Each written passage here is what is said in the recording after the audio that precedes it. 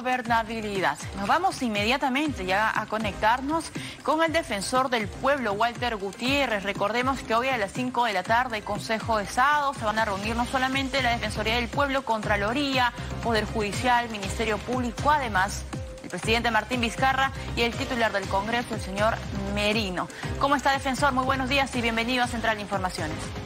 Muy buenos días, encantado de saludarlos. Bien, defensor, usted ha hecho público, muy aparte, digamos, de esta reunión que van a tener hoy en la tarde, que el gobierno, que el Ejecutivo haga o difunda precisamente el Plan Nacional de Vacunación Masiva. Explíquenos, por favor, qué implica esto, cuál es el beneficio que tendría el peruano de a pie de concretarse esta petición de la Defensoría del Pueblo. Bueno, aquí esto es fundamental.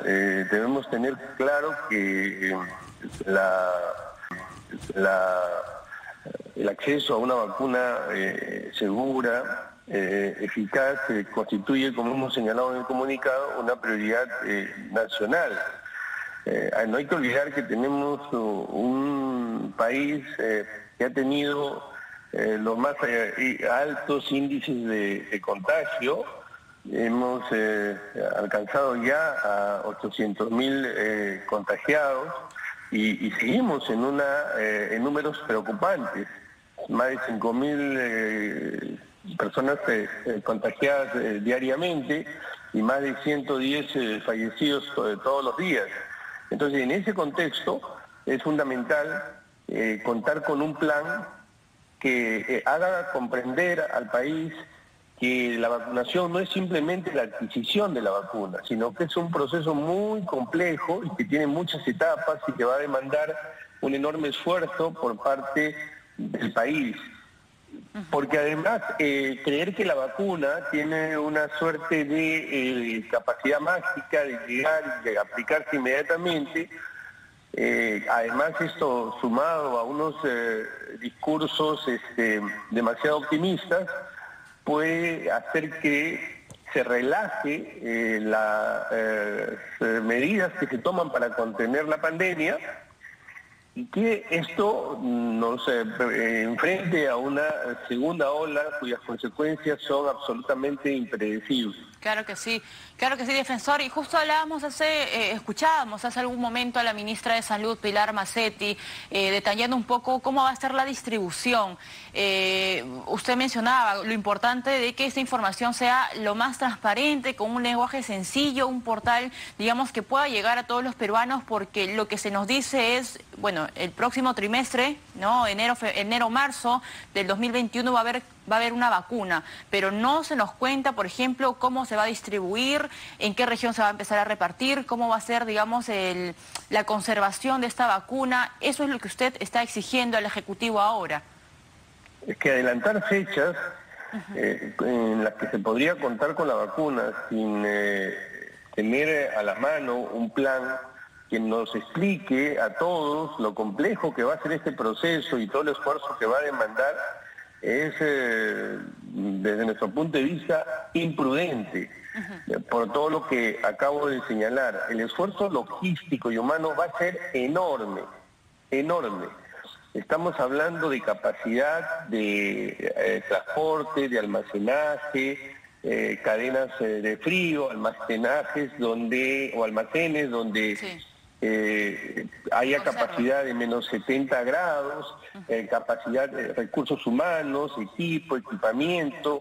Esto va a ser un esfuerzo gigantesco, pero que debe conocerse cada una de las etapas, debe planificarse cada una de las etapas, tiene que coordinarse entre varias instituciones estatales, tiene que coordinarse entre las capacidades también del sector público, tanto las materiales como las humanas, y todo eso tiene que saberse con antelación. Hay países que ya se han venido preparando hace 3-4 meses, cuyos planes ya se conocen. Entonces no es posible que nosotros hasta ahora no conozcamos este plan, digamos, de vacunación masiva. Ahora, justamente para hacerle un seguimiento y para poder contribuir. La Defensoría saca este comunicado no con un tono crítico, sino con el propósito de contribuir, porque la ciudadanía en su conjunto, el sector privado y el sector público, tenemos que articularnos para que encaremos exitosamente este desafío. Señor defensor, el tema de la vacuna se conoce al menos hace un mes, ¿no? Ya lo había anunciado el presidente, pero desde esa fecha hasta ahora no hay, lo que usted dice, una plataforma transparente de comunicación correcta. ¿No hay intención por parte del Ejecutivo?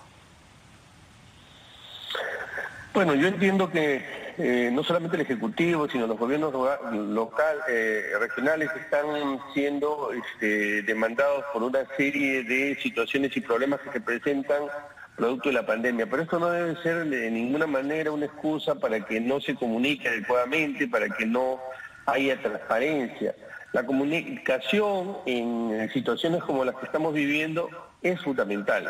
Es fundamental por razones de rendición de cuentas, es fundamental porque permite la articulación, es fundamental porque hace que seamos mucho más eficientes y podamos identificar problemas y solucionarlos. Entonces la comunicación, la transparencia es capital. Claro que sí, y bueno, y también reduce sobremanera las fake news, ¿no? Por supuesto. Otra de los problemas es que frente al vacío de comunicación por parte del Estado, surgen una serie de noticias falsas, teorías conspirativas, y todo eso más bien afecta la tranquilidad, la seguridad, genera desconcierto en la ciudadanía y puede hacer fracasar el proceso de vacunación, porque puede darse el caso que hayan muchas personas que se resistan, que no quieran vacunarse. Claro que sí. Defensor, permítame pasar a otro tema, y es que hoy a las 4 de la tarde, una hora antes de esta reunión del Consejo de Estado, se va a juntar el presidente Martín Vizcarra y el titular del Congreso, Manuel Merino. Quizá el encuentro más esperado después de la vacancia que fue rechazada. ¿Qué debemos esperar? ¿Qué agenda debería primar en este encuentro que muchos han llamado pues al diálogo? Ahora se va a concretar. Bueno, en primer lugar, algo que la Defensoría ha mencionado desde hace mucho.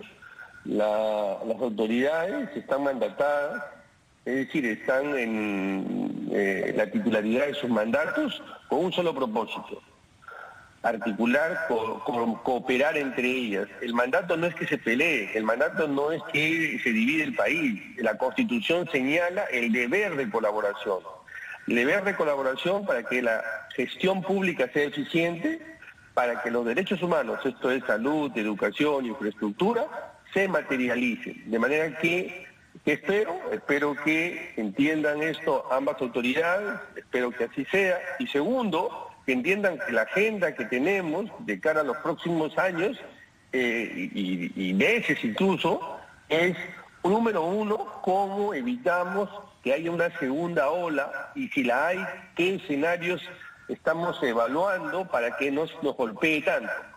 Segundo, cómo nos articulamos todo esto que acabo de decir para que se pueda distribuir eficiente y de manera segura la vacuna. Y en tercer lugar, cómo hacemos para que la economía crezca, para que haya más empleo y para que justamente los derechos, es decir, la salud, educación, todo lo que acabo de mencionar, también se pueda solventar, porque los derechos no son gratis. Y en este proceso de combate contra contra la pandemia, nos hemos insumido, nos hemos gastado todos los recursos que teníamos. Ya para los próximos años no hay recursos, el próximo gobierno no va a tener recursos. Por lo tanto, hay que hacer crecer la economía. Defensor, le agradezco muchísimo que nos haya acompañado esta mañana. Walter Gutiérrez, titular de la Defensoría del Pueblo. Nosotros continuamos. La ex vicepresidenta